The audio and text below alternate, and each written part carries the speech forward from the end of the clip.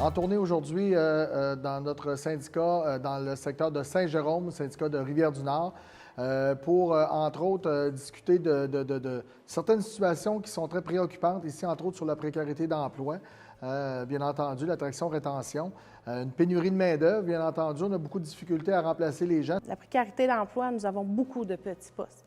C'est difficile pour les gens d'arriver, d'avoir quelque chose de stable.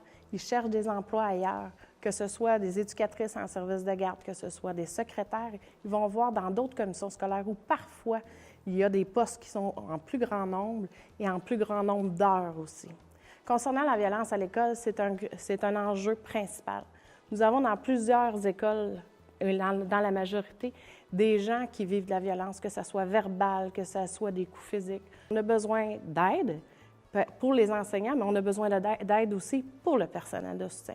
C'est quelque chose qui est important parce que si on veut que les gens soient heureux dans leur milieu puis qu'ils puissent performer, ils ont besoin d'être encadrés là-dedans.